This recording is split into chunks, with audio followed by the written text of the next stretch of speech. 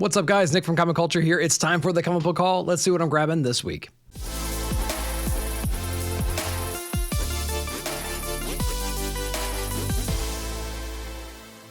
All right, welcome back. So big shout out to Cadets Toys and Comics. Links will be down below in the description. Make sure to check those guys out and sign up for their newsletter. We're going to see what I'm grabbing this week, what else I'm interested in. We're getting the Absolute Batman.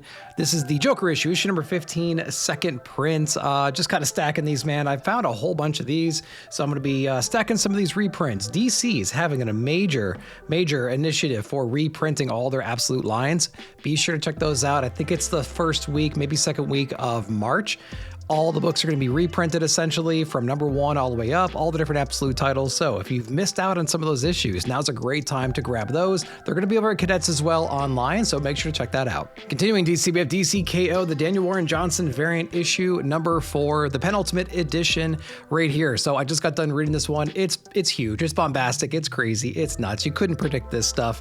And yeah, I'm excited for it, man. It's just big, dumb fun. DC is just really understanding how to tell a complete story right now, making it worth your money, and yeah, I'm having a great time with it. Speaking of DC, continuing the love, we have Bleeding Hearts issue number 1 from Dennis Camp. This is one of the first wave books of the new DC Vertigo line. So I got the cover A right there because I think it's a striking cover. I love that. And like I mentioned before, I'm getting all these connected covers as well. This is number 2. The Nice House by the Lake issue number 7 was the first one. So if you want these connecting covers, there's probably going to be 6 or so of these, I think. And I think it's going to be really cool, featuring some of the characters in this new wave of DC Vertigo. Continuing DC, we have Absolute Wonder Woman Annual issue number 1. Love this series. Again, they know how to tell a complete story, but when they also deviate from that main storyline, they know how to make it all work and make sense. Revisiting some characters we've seen in the previous arc, I think it was volume number 1, wrapping up that storyline there, not taking away from what's going on in the current state, just a little bit of a sidestep. It's impactful, it's emotional, it's extra sized, interior artwork is incredible. You're going to recognize it from some of the other earlier works when we had some other artists on here. Loved this issue. Again, man, DC just knows what they're doing. They have a great roadmap and great creative teams right now. Going over to indies, man, from Dynamite Comics, we have Space Ghost issue number 8. We're taking a 2-issue little sidestep and we're telling this really interesting story, building out the world between Jen and Jace and some of their relatives. So if you haven't been reading this one, I won't get too much into it, but this is an incredible story of what happens when you mess around with science a little bit too much.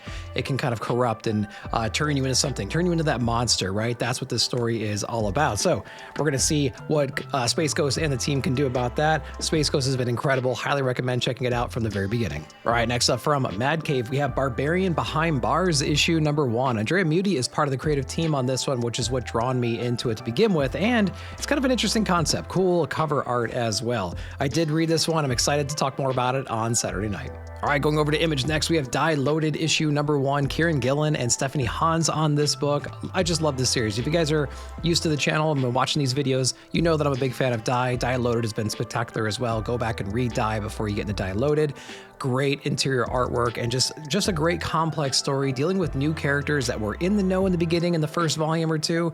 Now they're in this situation. It's just a cool idea and just like different perspective to deal with. Going over to Ghost Machine, we have Geiger issue number 21 with that iconic just imagery right there on the front cover. We have the Northerner and Geiger teaming up, going across the land right now. They're going to run into some very familiar people that we've just learned about in the past few issues. It's got me excited. Again, it's the whole world building thing that's got me really excited about Geiger in general. They don't waste any characters.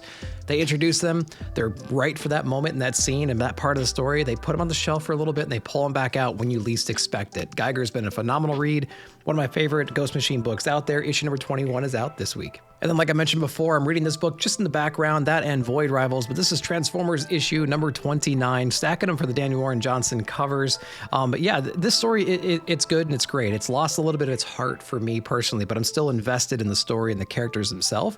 I want to see where the universe goes in general. So I'm reading this one in Void Rivals still just in the background, still digging the story, but just not as much since the creative team switch. I'm interested to know if you guys think the same way. But on top of those, I'm also interested in these ones right here. We have TMNT issue number 15. I'm still along for the ride. There's some really cool things happening there, but we're going to get some bait and switch stuff, I think, pretty soon, so we'll see where it goes. We have Alex Packnadell coming out with Cyclops issue number 1. Is this going to be a book that's going to make me jump on the Marvel train a little bit more? I don't know. We'll see. Aquaman issue number 14 is out. I'll check this one out, but I really did not like the the last issue. We'll see where it goes after DCKO though. Spider-Man Noir issue number 5 is out. I actually like this book a lot. It's one of my favorite Marvel books on the shelf. I don't hear a lot of chatter about it, but it's pretty good. Check this one out. We have Godzilla Escape the Dead Zone. This book is another instance of big dumb fun, guys. Really like this one. Interior artwork is great. Story is growing on me for sure. Definitely check out this one if you haven't yet.